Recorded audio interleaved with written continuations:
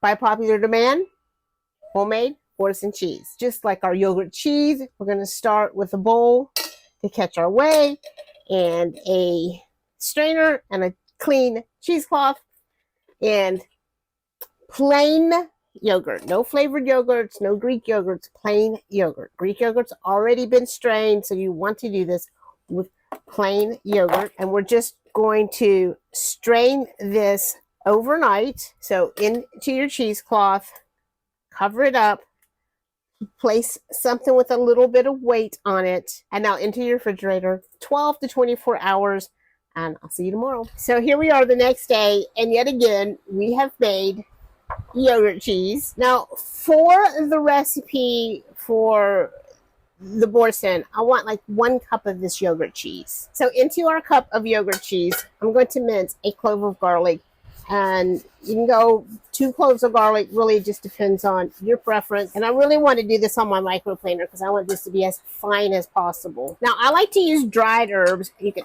absolutely substitute fresh herbs. The problem with the fresh herbs is they have a lot more moisture. So that can really kind of make your Boursin kind of weepy and get moisture. And it also shortens the shelf life of it. So 1 teaspoon dried parsley. I'm going to do a half a teaspoon of chives, dried chives. And then sometimes I look and I'm like, oh, I want more chives. So I just now decided, let's do a teaspoon of chives. With a half a teaspoon of thyme, 1/4 of a teaspoon of dill, dried dill, and then 1/8 of a teaspoon of sea salt. And then I really like my mixed pepper here or my white pepper. So I have my container here, and you want a container with a lid. I'm just choosing this shape because it's the Boursin kind of shape that we all know and love.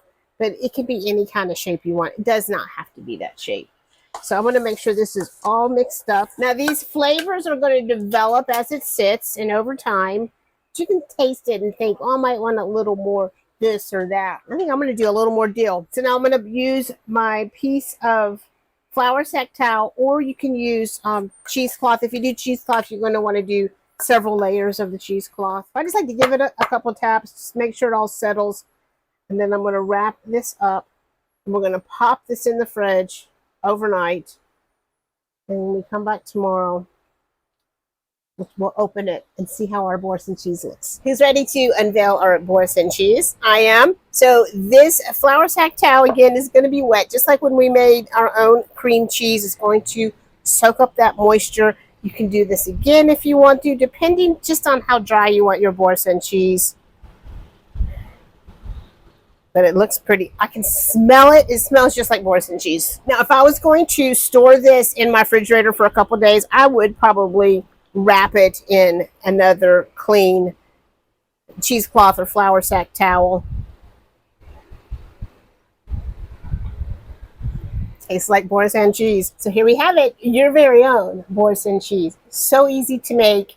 It just spends a couple of days in the refrigerator, and then there you have it. It's all natural, and you know all the ingredients in it. See you later.